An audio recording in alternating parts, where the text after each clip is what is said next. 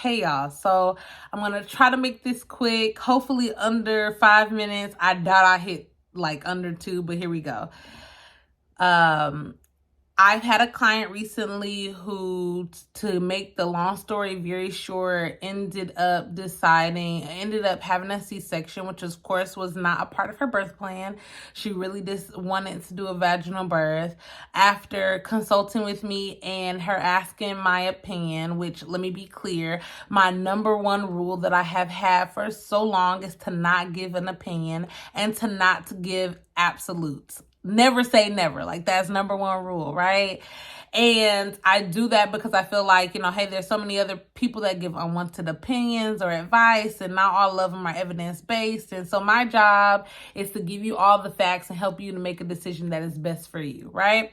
So I never say never, like that type of thing. I do my best to not give any absolutes, but when asked, I did recommend that she did a C-section. Now, while I am totally ready for the comments below, let me go ahead and give you a brief answer as to why. There were just some signs that this would probably be best for this mom. Mom was 40 weeks in 5 days, went in for a BPP, or a non-stress test, which is, for anybody who does not know, a series of tests that they do to give you a number that says, yes, it's safe to wait a little longer, or no, we should probably go ahead and have an induction to happen. And while this mom did fairly well, like her numbers were decent, so to speak, it wasn't an emergent, hey, head to the hospital now to be induced.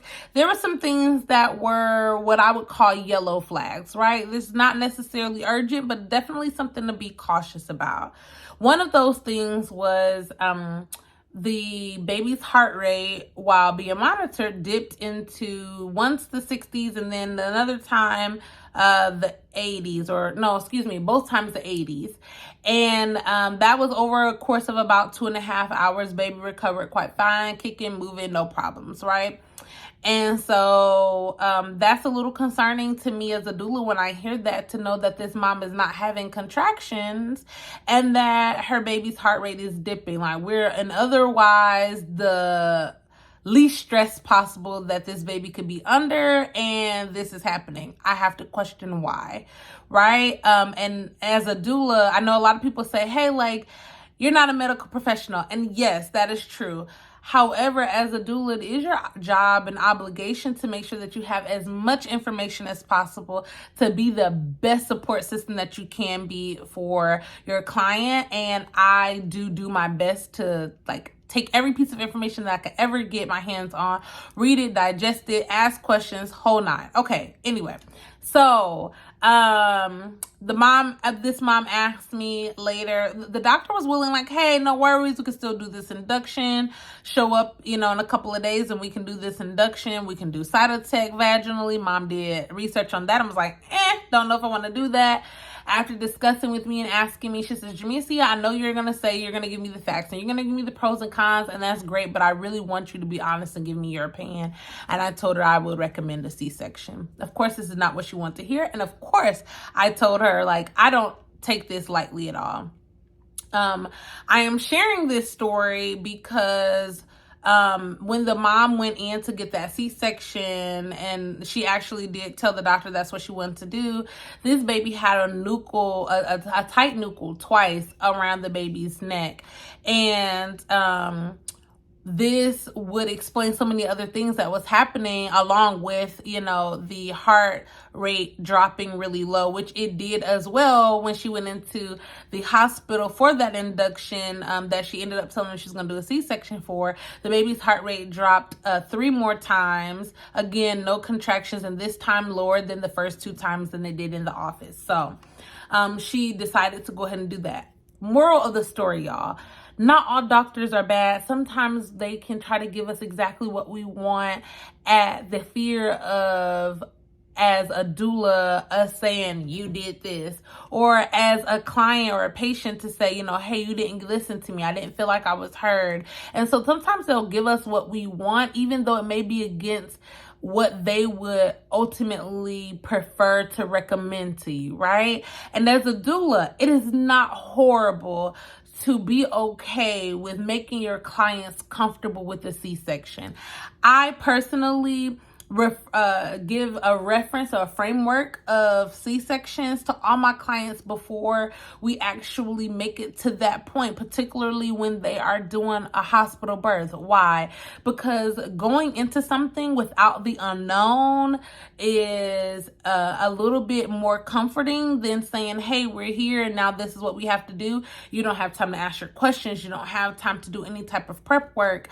And so I like to make sure that I tell everyone, like, hey, like, this is a possibility, because not because of your body. It could be because of your baby. It could be because of a plethora of different things. This could be the way that your baby enters into this world, and it is still okay. There is no medal for doing a vaginal birth. There's no medal for doing a C-section. There's no medal for doing it unmedicated. Like, this is labor. It is hard work. It does not matter how it happens. The way that this baby enters this world is medal worthy, regardless of how it is. And I try to make sure that they're prepared for that, and as well as, you know, like, recovery afterwards. I tell my clients, prep your house for a C-section as if you were coming home from a C-section. Does not mean that we're putting that out into the atmosphere. We're saying that we are prepping ourselves to be as prepared as possible. So all that to say, you know, doulas, don't be afraid of, you know, suggesting what we feel like is like taboo, right? Because even though, yes, we're here to help lower C-section rates, we are also here to help lower the infant and maternal mortality and morbidity rates. And that sometimes is giving a professional recommendation based off of everything that is being presented to you. Now, I always still let my clients know, ultimately it's their choice, right? And sometimes that's just hard for us to say or to do. And while we're not medical professionals, I'm going to stress that again, while we're not medical professionals, there is plenty of times that we can make a pretty educated guess based off of education and training that you've done, which leads me to say this: take all of the education and continuing education classes as you can. It is important. When you go to the hospitals, don't go up in arms. I know that that can be a little difficult to do, especially in today's climate, but pay attention, write notes to do research on afterwards. Don't present a hostile environment. Present one that says, hey, I'm here as a support system. Help your family to advocate for themselves. And ultimately, when you come out of the experience, you may have learned something additional as well. All right, y'all, go ahead and flood my comments. I'm sure it's coming. I'm cool with it. I hope you guys learned something from this video. And if you have any questions, like I said, hit me in the comments below. All right, peace.